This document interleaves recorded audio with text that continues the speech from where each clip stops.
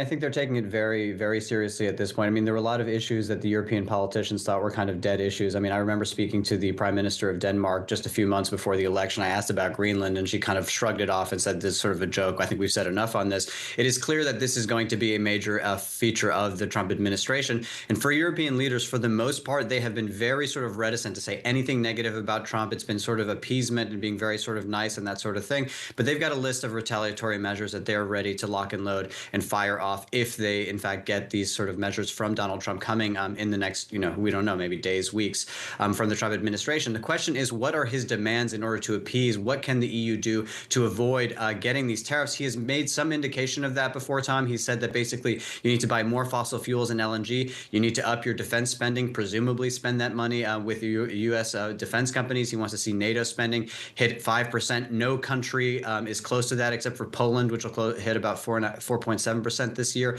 But again, also LNG and the fossil fuels. If you're adding all these tariffs on Canadian imports to the United States, is there as much fossil fuel to go around sort of liberally to Europe is a major question. And Tom, just to put this into sort of the scale for everybody, the trade between the United States and the EU is about 1.5 trillion euros every year. That is bigger than every single European economy except for sort of UK, France, Germany, and Italy. And they enjoy right now 3% tariff. So if you were to see that go up to, say, 10%, Goldman Sachs has estimated that could wipe off 1 percentage point off of European growth. That is absolutely huge. And it's all to sort of adjust that trade deficit that the United States sees, particularly on goods. But let's not forget, actually, the U.S. runs a surplus of about $100 billion on services. So could that be another place that they could hit back? I mean, again, these are all just massive questions for the European economy, but they are dead center in the sort of sights right now, and it'll have a major impact on Europe.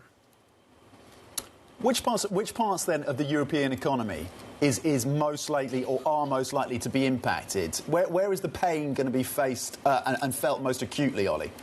Yeah, Tom, not to talk my book or anything, but it's basically Germany, right? About half of that surplus, more than half of that surplus that Europe runs with the United States is with Germany. They run a surplus of about 85 billion euros in trade surplus with the United States.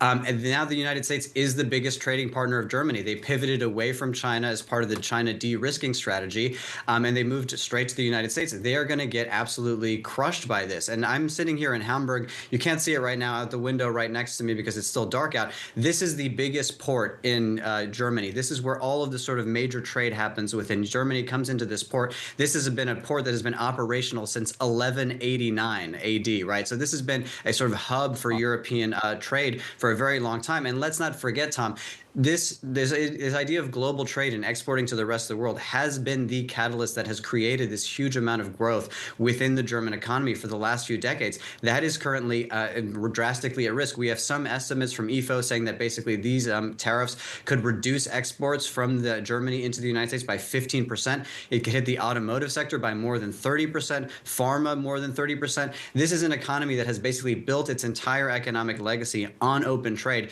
If you start to crush that, particularly after the data we got last week, we have inflation in Germany at about 3%, another contraction. What you're basically going to guarantee this year for Germany is another year of contraction. That will mean 3 years of consecutive contraction. Tom, that has not happened once since the Berlin Wall fell in 1989. So this is an absolutely huge sort of development for the German economy, particularly in the throes of what we can call a very chaotic election period and not really a sort of a cohesive narrative for how Germany can respond and really turn its economy around.